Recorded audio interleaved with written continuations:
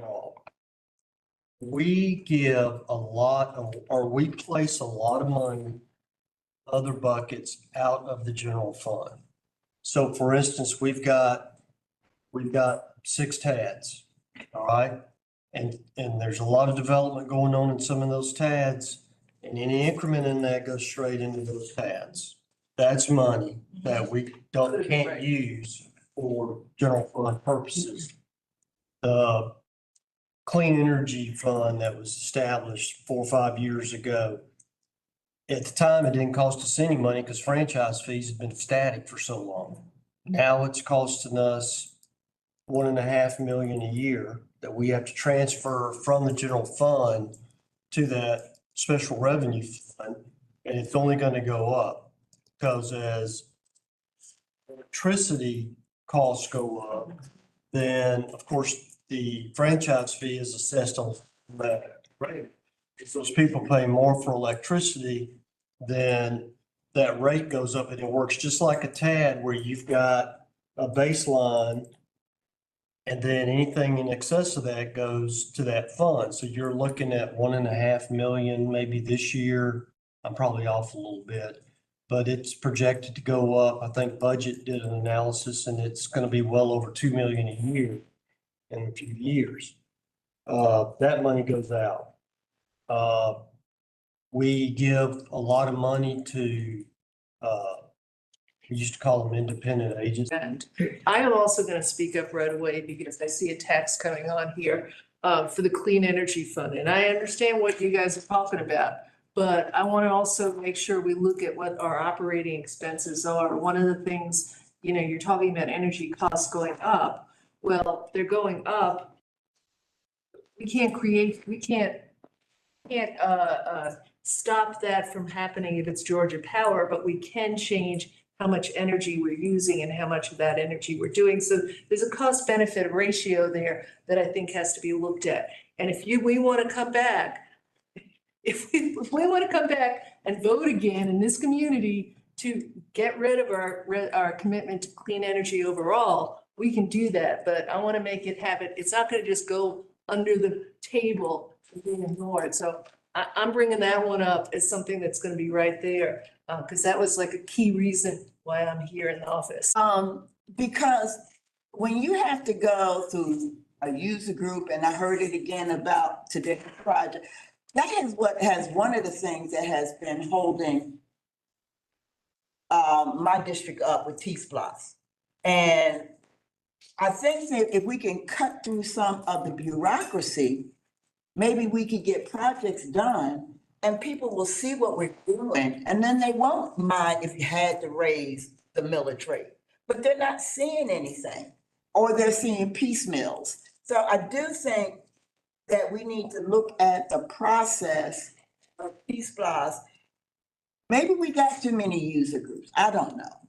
But I do think that some of this responsibility has to come back to the commissioners and not us just dependent on a user group, because the projects are too slow.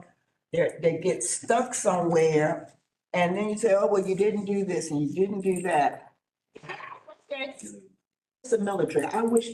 I'm not going to ask nobody about raising no military when I know that some of this is spending, and you gave examples of some of that stuff. I think the question has been asked, and we don't know if some of those agencies got into our general budget.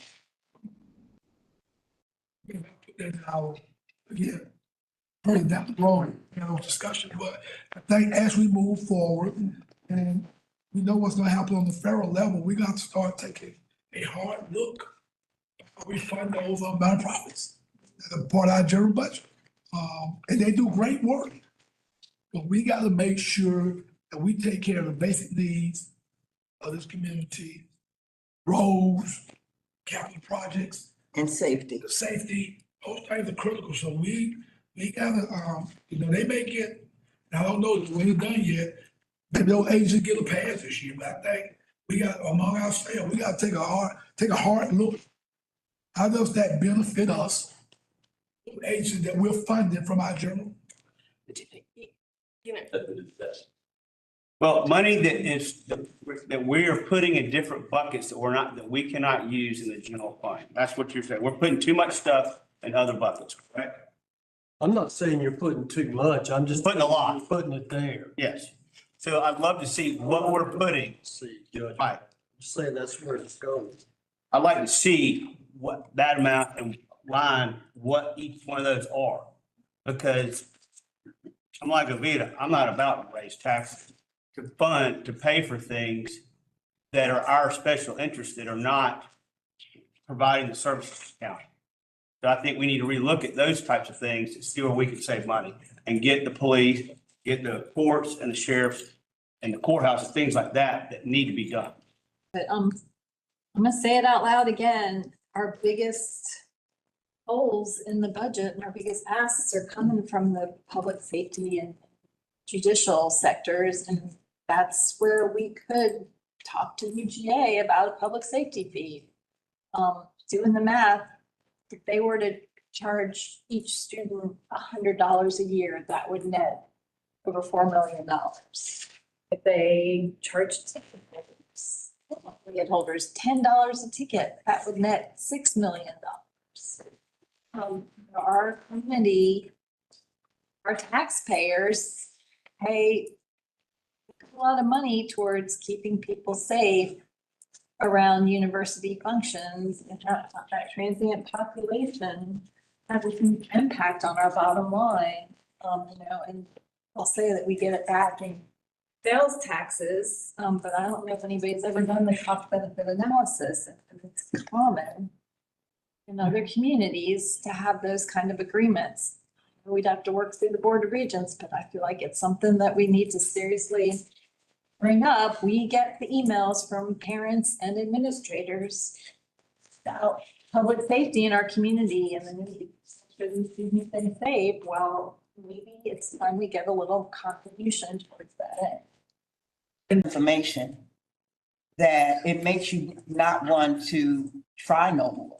And so that's the only reason I'm a little fired up today, because there was stuff printed and said that was such lies and so confusion. But I've always done or tried to do what's best for District 9. I'm going to try to do that now. If staff would take an oath that they would tell us the truth, nothing but the truth to help you God, I would appreciate it. Thank you.